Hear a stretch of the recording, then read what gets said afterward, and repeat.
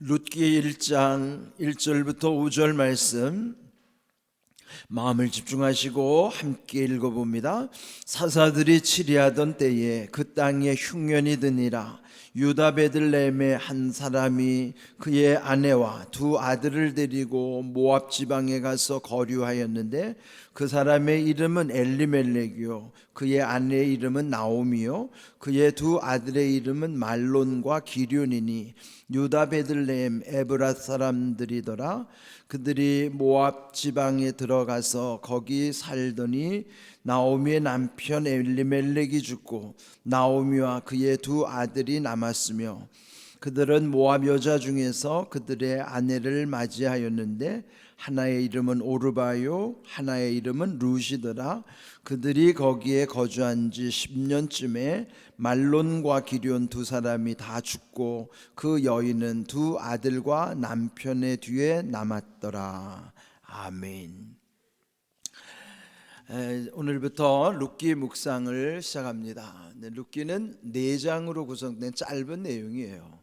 그렇지만은 사사기와 이제 바로 붙어 있는 까닭은 오늘 읽은 말씀처럼 그 사사 시대에 있었던 일이기 때문입니다.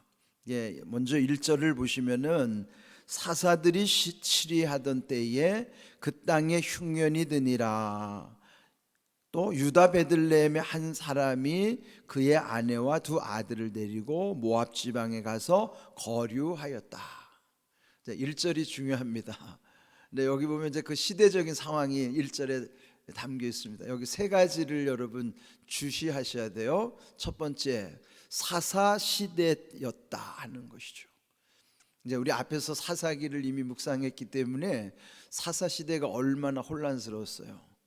또 무질서한 시대. 그 까닭은 그 시대에 왕이 없었으므로 각각 자기 소견에 옳은 대로 행하였기 때문이더라 그랬죠.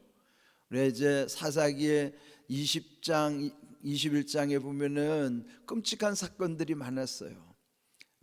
레위인이라고 하는 거룩한 반열에 들어있는 사람조차도 첩을 두었 뿐만 아니라 그 첩이 또 윤간을 당해서 죽었고 그걸 복수하기 위해서 또 그 남편이 또 12도막을 내서 또 12지파에 보내고 그것 때문에 그 동족 간에 전쟁이 벌어지고 그래서 한 지파 베냐민이 완전히 몰락을 하게 되고 이런 여러 가지 정말 상상할 수 없는 일들, 그리고 또 그 베냐민 몰락한 그 지파를 다시 회복시켜 주기 위해서 남은 600명의 남자에게 또 아내를 얻어주는데 또 여인들을 납치해다가 또 그들에게 아내로 삼게 하는 것, 뭐 우리가 이해할 수 없는 아주 상식적이지도 못하고 또 있어서도 안 되는 그런 아주 끔찍한 일들이 벌어진 것이죠. 그때 이 사사들이 치리하던 때가 그렇게 영적으로 암흑기였고 무질서했던 시대, 혼란의 때였다 하는 것입니다. 그런데 두 번째, 그 땅에 흉년이 들었습니다. 흉년에 먹을 것이 없는 기근이 생긴 것이죠. 그러면 물론 풍년이 들 수도 있고 흉년이 들 수도 있는데 이 당시에 흉년은요 하나님의 심판이요 또 저주를 상징하는 거예요. 사사시대에 얼마나 여러분 하나님 앞에 끔찍한 일들이 많았어요. 그래서 결국은 하나님의 저주가 그곳에 임해서 그 땅에 흉년이 들었더라 그러는 것이죠. 그런데 또한 유다 베들레헴의 한 사람이 그의 아내와 두 아들을 데리고 모압 지방으로 내려갔다 하는 내용이에요. 여러분 베들레헴 예수님 태어난 곳이죠. 그런데 그 베들레헴이라는 지명이 중요해요. 그 뜻은 벳이라는 것은 집이라는 뜻이에요. 벳엘 하면 엘이 하나님이니까 벳엘 하면 하나님의 집인 것처럼 벳레헴 하면은 벳은 집이라고 레헴 하면 떡, 빵 이런 뜻이에요. 그럼 베들레헴 무슨 뜻이에요?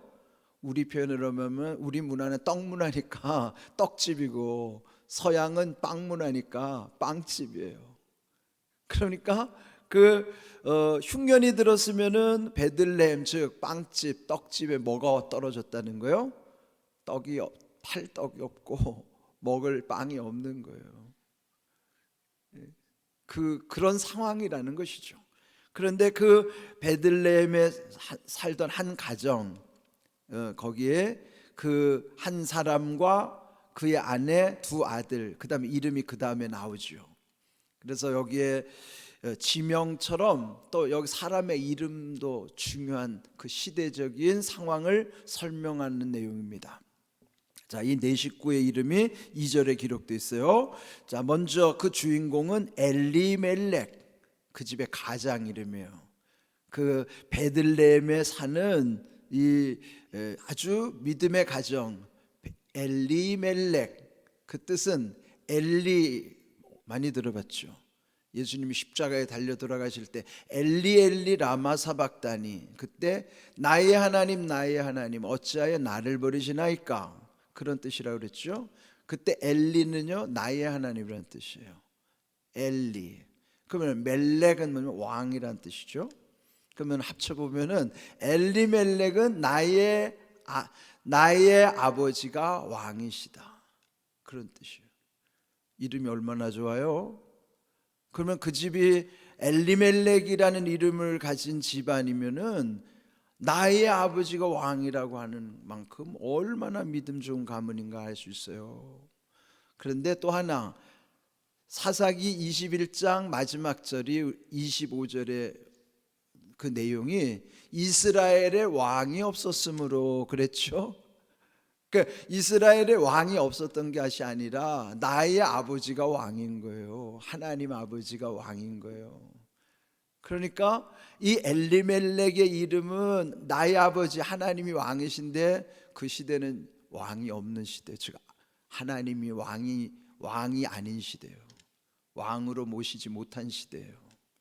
그런 걸 여기서 비교하는 내용이기도 하죠. 자, 그런데 그 아내 이름은 나오미. 나오미의 뜻은요 희락, 기쁨, 그런 뜻이에요. 사랑스러운 사람, 사랑받는 자, 은혜스러운 사람, 뭐 그런 뜻이. 그러니까 희락, 기쁨, 얼마나 좋아요. 그러니 그 부부간에 엘리멜렉과 나오미가 합치면은요 얼마나 아름다운 가정인가 보세요. 나의 아버지가 왕이신 집안에 나오미가 있는 거예요. 희락이 있는 거예요. 얼마나 이상적이고 행복한 가정입니까? 또 그런데 그 두 아들의 이름은 별로 좋은 이름은 아니에요. 첫째 이름 말론이라는 이름은요, 말론은 연약한 자라는 뜻입니다. 연약한 자. 둘째 기련이라는 뜻은 사모하는 자, 뭐 은혜를 사모하는지 뭘 사모하는 자. 그러니까 연약한 자이면서도 사모하는 자. 그러니까 두 아들의 이름이 그런 거예요. 그래서 그 집안에 가족 4명 이름이 딱 명시되어 있어요. 보통은 이렇게 이름을 구체적으로 잘 거명 안 하죠. 이름이 없이 표현되는 경우도 많았어요, 우리 앞에서도. 근데 여기는 한 가정의 4식구 이름을 왜 다 기록했는가? 그 가족의 이름 속에 담겨져 있는 뜻이 그 시대의 배경이라는 거예요. 그 시대에 하나님과의 관계가 그렸다는 거죠.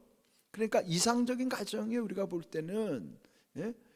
엘리멜렉, 나의 아버지는 왕이시다. 나오미, 기쁨. 그런데 그 말론과 기련, 이런 4식구가 흉년이 들어서 결국은 그 땅을 떠나 이방 모압 지방으로 내려간 것이 문제예요. 우리가 살다 보면은 하나님이 나에게 심판할 때는 그 심판을 받아야 돼요. 왜? 돌이키게 하시기 위해서 심판하는 거니까. 피해 가지 말고, 피한다고 거기에 해결되지 않아요. 돌이켜야죠. 내가 하나님께 맞으는 이유를 빨리 깨닫고 돌이켜야지. 도망가면은 거기 더 큰 문제가 있어요. 근데 이들은 지금 도망간 거예요. 예? 모압이라고 하는 게 먼 곳이 아니에요. 성지순례 다녀오신 분 알지만 요단강 하나만 넘으면 모압이에요. 예? 그 가나안에서 요단강 하나 넘으면 모압 땅이라고 이방 나라가 되는 거예요.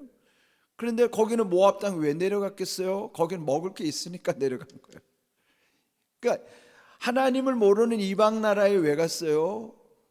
그래도 뭐가 거기 먹을 게 있으니까 내려간 거예요. 그런데 내려갔는데 상황이 어떻게 됐는가 여러분 보세요. 3절 나오미의 남편 엘리멜렉이 죽었어요. 그리고 결국은 두 아들과 세 가족만 남은 거예요. 네 식구 내려갔는데 남편이 죽게 되는 거예요. 그것도 이제 심판인 거예요. 그러니까 여러분 하나님이 때릴 때는 맞고 빨리 돌이켜야지 달아난다고 해결되는 게 아니란 말이에요. 그래 이들은 결국은 살아보려고 간 거예요. 왜? 지금 이 땅에는 먹을 게 없으니까. 그래도 뭔가를 좀 잘 살려고 간 땅에서 결국 남편이 죽은 거예요. 그런데요, 그 다음 남편이 죽으니까 이제 두 아들을 결혼을 시켜야 되겠죠. 4절에 꼭 이방에 갔으니 믿지 않는 그 땅 여인들과 아들들을 결혼시킬 수밖에 없죠. 그래서 두 아들을 이제 결혼시켰는데 며느리를 맞았어요. 하나의 이름은 오르바, 또 하나의 이름은 이 책의 주인공 룻이라고 하는 여인이에요. 자, 그런데 오르바라고 하는 뜻도 있어요. 여기 지금 다 이름이 있어요. 여자들의 이름을 이렇게 구체적으로 거명하는 것도 드문이래요. 왜 이름을 자꾸 기록하는가? 이름 속에 담긴 뜻을 새기라는 거예요. 그러니까 오르바는 무슨 뜻이냐면은 물론 이제 학자마다 견해가 다른데 구름 뭐에 떠도는 거죠. 그래서 결국은 오르바라는 뜻은 뭐냐면 결국은 떠나가는 자예요. 그래서 나중에 시어머니 떠나가죠. 그런데 룻이라고 하는 이름은요 친구라는 뜻이에요. 시어머니하고 끝까지 옆에 친구처럼 붙어 있는 거예요. 친구.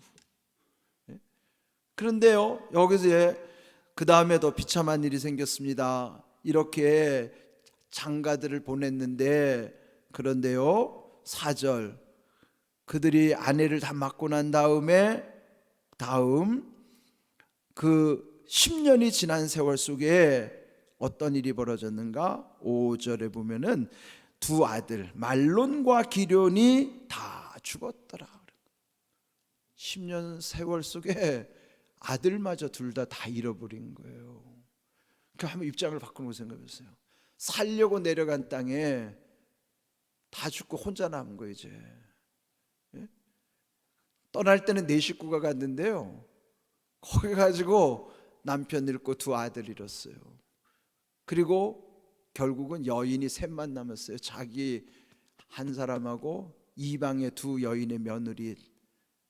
그러니까 여러분 얼마나 세 과부만 덜렁 남겨져 있는 거예요.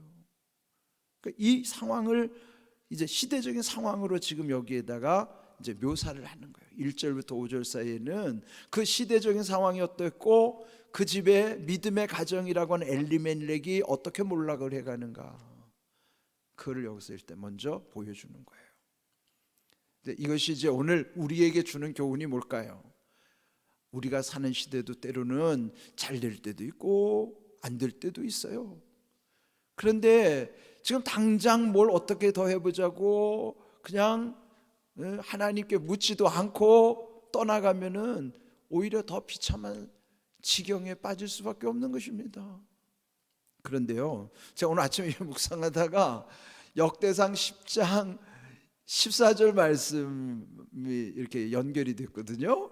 근데 역사상 10장 14절에 보면 여호와께서 사울이 여호와께 묻지 아니함으로 하나님이 사울 왕을 죽이셨고 그 나라를 이새의 아들 다윗에게 넘겨주셨다 그러는 거예요. 그러니까 묻지 않아서 사울을 죽였다는 거예요. 하나님이 여호와께 묻지 아니하였으므로 여호와께서 사울을 죽이셨다는 거예요. 이게 뭐냐면 결정적인 거는 물어야 돼요. 우리가 하나님 앞에 묻지 않으면 자기 마음대로 하면 나중에 죽습니다. 극단적으로 보면 그래요. 그러니까 정말 이렇게 중요한 결단은 하나님께 물어야 돼요.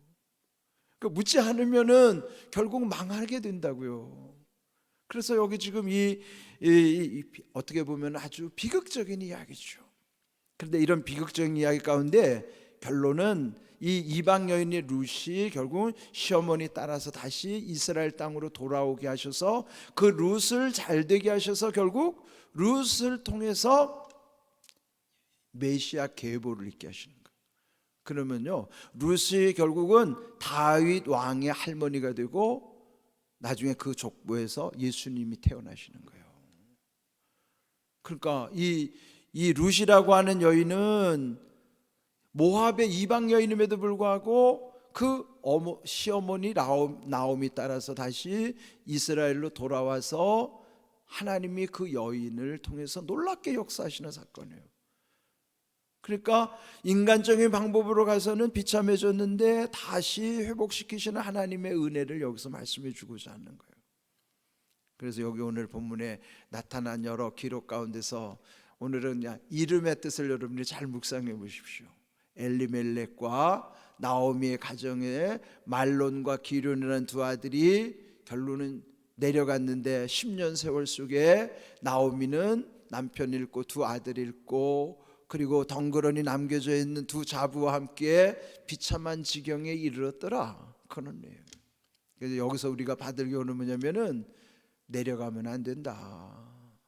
신앙은요, 내려가면 안 돼요. 신앙은 항상 위를 바라보는 것이지 신앙은 아래로 내려가면 안 돼요. 그래서 우리가 늘 새벽 기도 때마다 주를 바라보는 거예요. 주님 바라보면 항상 주님이 우리의 삶의 길을 인도해 주셔요. 내가 곧 길이요 그러셨잖아요. 그러니까 길이 되시는 예수님하고 살면은 그 길을 이탈할 수가 없죠. 우리의 삶 속에 하나님의 은혜 안에서 모든 일이 아름답게 이루어질 수 있도록 또 우리가 이 룻기를 묵상하는 동안에 하나님이 어떻게 이렇게 또 우리 인생을 이끌어 가시는가, 그런 귀한 말씀의 은혜를 기억하시면서 또 룻기를 통해서도 주님의 음성을 듣는 시간이 되기를 주님의 이름으로 축복합니다. 아멘.